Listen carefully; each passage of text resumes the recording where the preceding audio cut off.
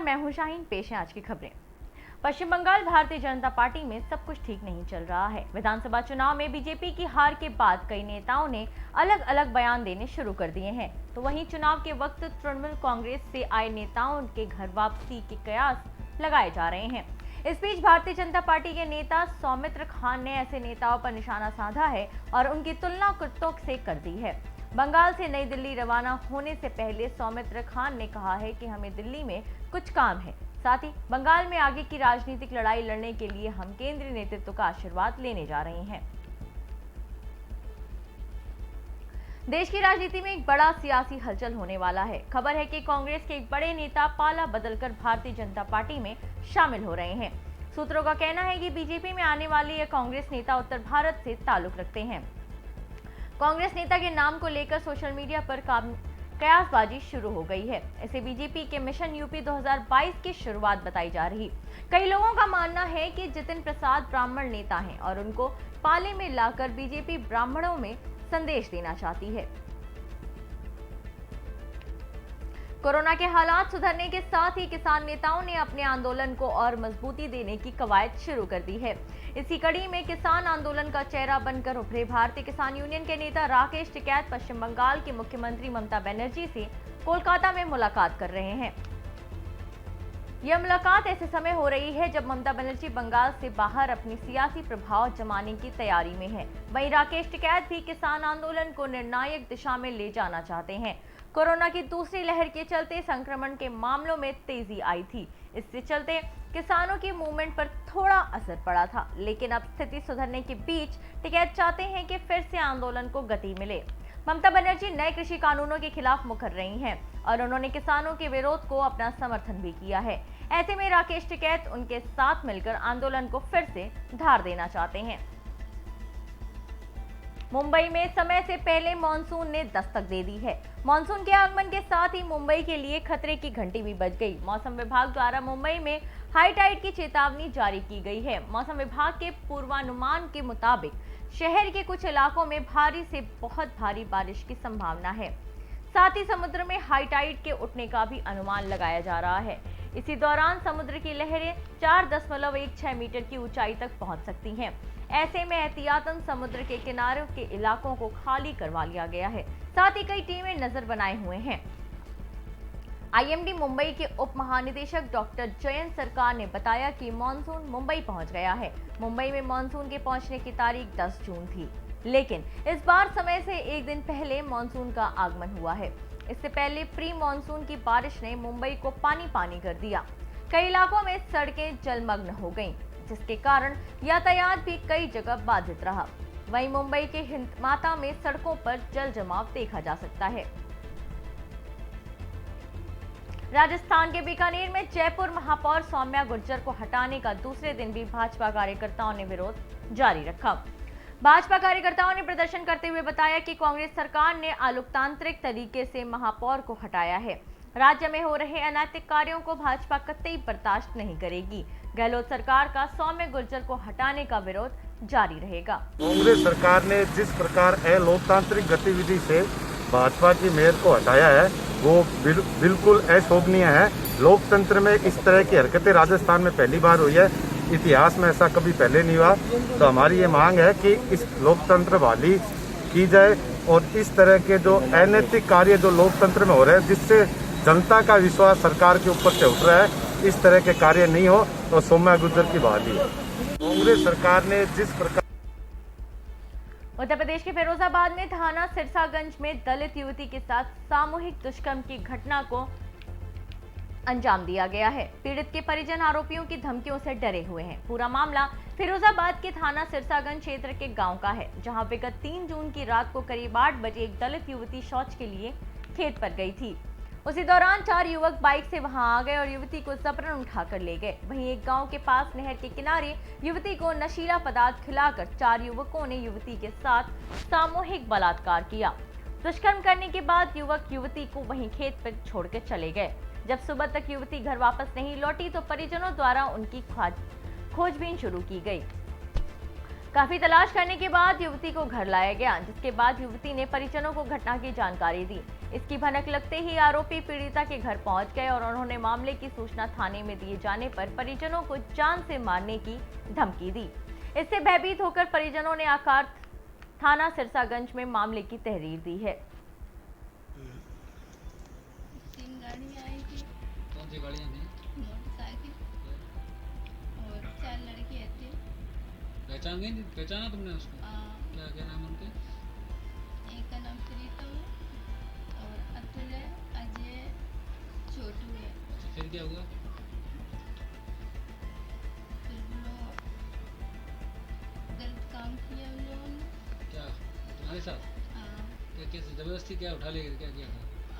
मुझे पहले ज़बरदस्ती की, जहाँ पर ये लैट्रिन कर रही थी तहाँ पर ही, फिर मुझे दवा खिला दी, फिर पता नहीं कहाँ पर ले गए। फिर क्या हुआ? जब मैंने इन लोगों से मना की कि हम अपनी मम्मी को बता दें, घर पे बता दें, तो उन लोगों ने हमें मारा। क्या किया तुम्हारे साथ? ये खुल के बताओ ना क्या? गलत काम किया चारों लड़कों ने। मारपीट भी की? मारा तो मैंने बोला मेरी मम्मी से बता देंगे, तो उन लोगों ने हमें मारा। क्या कहा? कि अगर तू बता देगी तो हम तेरे पापा को, तेरे भाई को मार देंगे। कहाँ के रहने वाले पता है लड़का कुछ?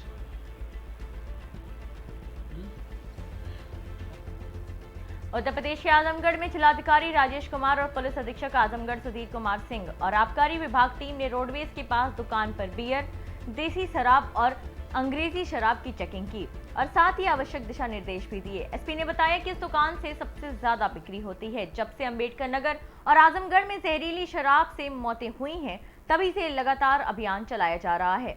अभी तक 120 लोगों को गिरफ्तार कर जेल भेजने की कार्रवाई हुई है। कई पर गैंगस्टर की कार्रवाई भी हुई है।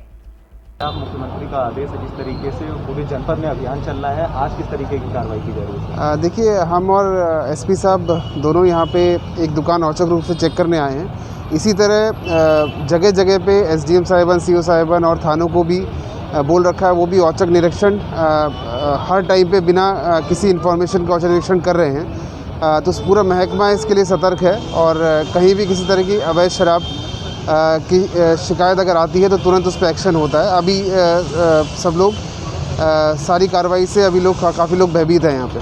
सर, जैसा कि पूर्व में भी कई बड़ी घटनाएं हो चुकी हैं जहरीली शराब को लेके, तो ऐसे में एंगल जो है वो देशी शराब को पीने का ज़्यादा मामला सामने आता है, तो देशी शराब के खिलाफ किस तरीके से कार्रवाई की जाए? देखिए, वही सबसे इसमें बड़े 2 तरीके होते हैं। एक तो आपकी मुखबिरी, जो आपको इन्फॉर्मेशन मिलती है अपने सोर्सेज से, उस पर एक्शन होता है, और दूसरा होता है कि औचक किसी उस पे जाके स्टॉक चेक करना होता है। तो उस दोनों चीज़ पे कार्रवाई हो रही है और पूरी तरह सतर्क दृष्टि रखी जा रही है। सर, जो शराब माफिया है सरकारी दुकान को चिन्हित करके उसमें भिजवाते हैं सर, उसके लिए किस तरह से कार्रवाई की जाए? देखिए, स्टॉक रजिस्टर इसके लिए चेक करना बहुत ज़रूरी है और उसके अलावा कोई कहीं पे स्टिकर, ढक्कन, इस तरह की चीज़ अगर मिलती है वो सब भी देखी जाती है। तो वो सारी चीज़ें पे हम लोग सतर्क दृष्टि लगाए हुए हैं। सर, आज उत्तर प्रदेश के आजमगढ़ में पीआरडी जवान ने जमीनी विवाद के चलते अपने पड़ोसी से मारपीट की। इतना ही नहीं बल्कि तमंचा लेकर मारने की धमकी भी दी। पूरा मामला फूलपुर कोतवाली क्षेत्र के दुर्वासा मौना गांव का है, जहां पीआरडी जवान ने जमीनी विवाद के चलते अपने पड़ोसी के साथ मारपीट किया और उसकी पत्नी को भी धक्का दे दिया। इस घटना का वीडियो सोशल मीडिया पर वायरल हो गया, जिसको संज्ञान में लेते हुए पुलिस अधीक्षक सुधीर कुमार सिंह ने पीआरडी जवान के ऊपर कार्रवाई करने की बात कही है। पीआरडी जवान का वीडियो वायरल हो रहा है तेजी से सोशल मीडिया में, वो असलहा लहराते हुए उसका वीडियो वायरल, क्या प्रकरण है सर पूरा? देखिए, उस वीडियो वायरल को मैंने भी देखा है। उसमें मोना गांव का प्रकरण बताया जा रहा थाना फूलपुर क्षेत्र का। मैंने उसे देखा है, उसमें एक व्यक्ति जो है एक बुजुर्ग की पिटाई कर रहा है, उसका तत्काल संज्ञान लिया गया है। इंस्पेक्टर फूलपुर को मौके पर भेजा गया है और इसमें उनसे जो भी कार्रवाई है उसे करने के लिए मुकदमा पंजीकृत कार्रवाई करने के लिए निर्देशित किया गया है। बहुत जल्दी उसमें कार्रवाई होगी। पीआरडी जवान का वीडियो वायरल हो रहा है तेजी से सोशल मीडिया में, वो असलहा लहराते हुए उसका वीडियो वायरल, क्या प्रकरण है सर पूरा? देखिए, उस वीडियो वायरल को मैंने भी देखा है। उसमें मोना गांव का प्रकरण बताया जा रहा थाना फूलपुर क्षेत्र का।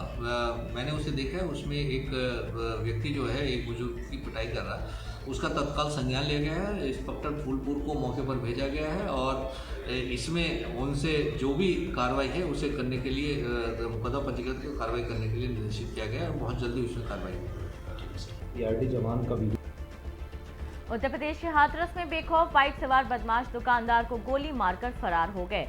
आपको बता दें कि थाना कोतवाली हाथरस क्षेत्र के मोहल्ला मधुगढ़ी में स्थित खोखे के सामने स्कूटी खड़ी करने को लेकर हुए विवाद में इस वारदात को अंजाम दिया गया है। हादसे में घायल दुकानदार को जिला अस्पताल भेजा गया। आरोपी की गिरफ्तारी हेतु टीमें गठित कर दी गई हैं।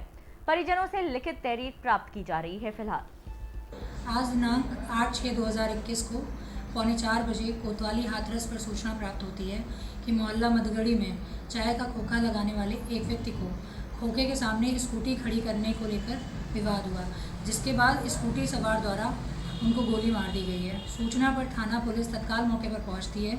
घायल व्यक्ति को उपचार हेतु अस्पताल भिजवाया जाता है। गोली मारने वाले व्यक्ति की पहचान माधव के रूप में हुई है। उसके साथ उसके अन्य 2 साथी भी थे। अभियुक्त की गिरफ्तारी के लिए टीमों का गठन कर दिया गया है। परिजनों की लिखित तहरीर के आधार पर थाना कोतवाली पर नामजद अभियोग पंजीकृत कर आवश्यक वैधानिक कार्रवाई की जा रही है। आज दिनांक 8/6/2021 को 3:45 बजे कोतवाली हाथरस पर सूचना प्राप्त होती है कि मोहल्ला मधुगढ़ी में चाय का खोखा लगाने वाले एक व्यक्ति को खोखे के सामने स्कूटी खड़ी करने को लेकर विवाद हुआ, जिसके बाद स्कूटी सवार द्वारा उनको गोली मार दी गई है। सूचना पर थाना पुलिस तत्काल मौके पर पहुंचती है। घायल व्यक्ति को उपचार हेतु अस्पताल भिजवाया जाता है। गोली मारने वाले व्यक्ति की पहचान माधव के रूप में हुई है। उसके साथ उसके अन्य 2 साथी भी थे।